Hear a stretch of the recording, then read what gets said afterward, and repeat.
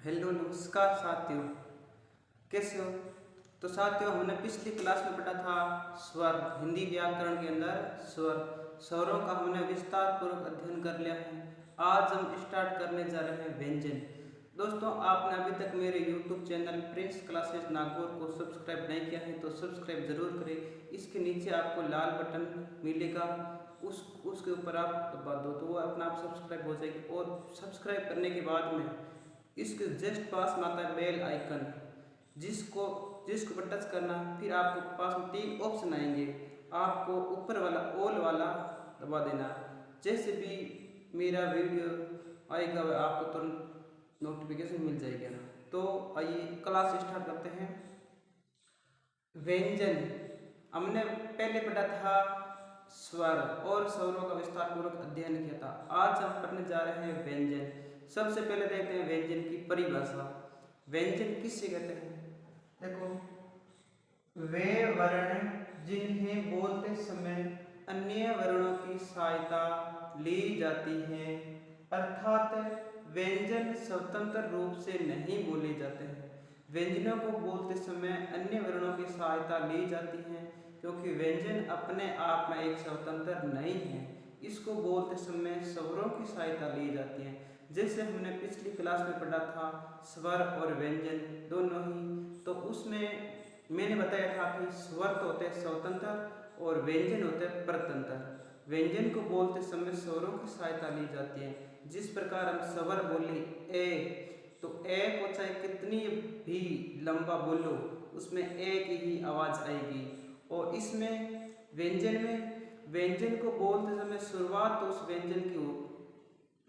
में तो उस व्यंजन की आवाज आएगी, लेकिन अंत में उसके साथ में स्वर जुड़ जाएगा। जिस प्रकार के हम के को बोलते हैं तो के को बोलते समय तो के की आवाज आ रही है, लेकिन जब लंबे समय तक बोलते हैं तो के साथ में ए जुड़ जाता है। जिस प्रकार के, पहले तो के की ध्वनि आई, लास्ट में ए जुड़ गया। इसी प्रकार व्यंजन को बोलते समय स्वरों की सहायता ली जाती है। अब देखें, वे वर्ण जिन्हें बोलते समय अन्य वर्णों की सहायता ली जाती है, अर्थात व्यंजन स्वतंत्र रूप से नहीं बोले जाते हैं, उसे व्यंजन कहते हैं। अगर आपको व्यंजन की परिभाषा पूछ ले तो ये बतानी है। अब देखो, व्यंजन 33 होते हैं। व्यंजन कितने होते हैं? 33 कौन कौन से होते हैं? देखो, के, खे, गे, घे, ड़। इसी प्रकार 5 के वाली लाइन में, 5 चे वाली लाइन में, 5 टे वाली लाइन में, 5 ते वाली लाइन में, 5 पे वाली लाइन में, और ये रे ले वे से है। इस प्रकार ये 33 होते हैं व्यंजन। तो आप ये बोलोगे तो ये छिए, त्रे, ये, श्रे, ये क्या है? ये हैं संयुक्त व्यंजन। ये खुद अपने आप से इसका अलग रूप नहीं है, इसको दो व्यंजन और स्वर को मिलाकर बनाया है। जिस प्रकार छिए में के प्लस से प्लस ए जुड़कर छिए बना है।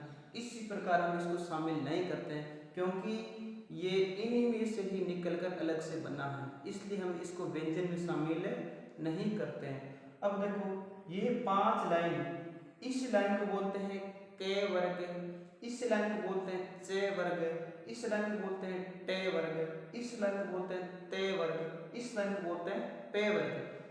ये 25 व्यंजन, इन्हें स्पर्शी या वर्गीय व्यंजन कहते हैं। वर्गीय व्यंजन क्यों कहते हैं? क्योंकि इसके सभी के आगे देखो वर्ग जुड़ा है, जैसे के वर्ग, चे वर्ग, इसी प्रकार, इसलिए इसको कहते हैं स्पर्शी या वर्गीय व्यंजन। और नीचे देखो 4 ये, रे, ले, वे, इन्हें अंतस्थ व्यंजन कहते हैं। अगर आपको पूछ ले अंतस्थ व्यंजन किससे कहते हैं तो ये बताने। अगर ये पूछ ले अंतस्थ व्यंजन कितने होते हैं तो 4 होते हैं। से है, छ। ये क्या है? इन्हें उसमें व्यंजन कहते हैं। क्या कहते हैं? उसमें। अगर आपको पूछ ले उसमें व्यंजन कौन से होते हैं तो ये बताने। अगर बोल दे उसमें व्यंजन कितने होते हैं तो 4 होते हैं। स्पर्श व्यंजन कितने होते हैं? 25 होते हैं। अंतस्थ 4, उसमें 4, और संयुक्त व्यंजन कितने होते हैं? 4 होते हैं। संयुक्त व्यंजन कौन कौन से? चे, त्रे, गे, स्रे, इन्हें क्या बोलते हैं? संयुक्त व्यंजन। ये भी कितने होते हैं? 4 होते हैं। तो दोस्तों आज हमने व्यंजनों की बेसिक जानकारी पढ़ी। अगली क्लास में हम इस व्यंजनों को विस्तार पूर्वक वर्गीकरण करेंगे, इसके बोलने के स्थान सारी विस्तार पूर्वक पढ़ेंगे। तो साथियों एक मोटिवेशन कोड के साथ है, तुम हंस तो मुस्कुरा तो रोना कम कर दे, तो जिंदा है और जिंदगी की नाक में दम कर दे। मतलब अपनी सारी शक्ति इस पढ़ाई में लगा दो और एक दिन सफलता प्राप्त करनी है। Thank you.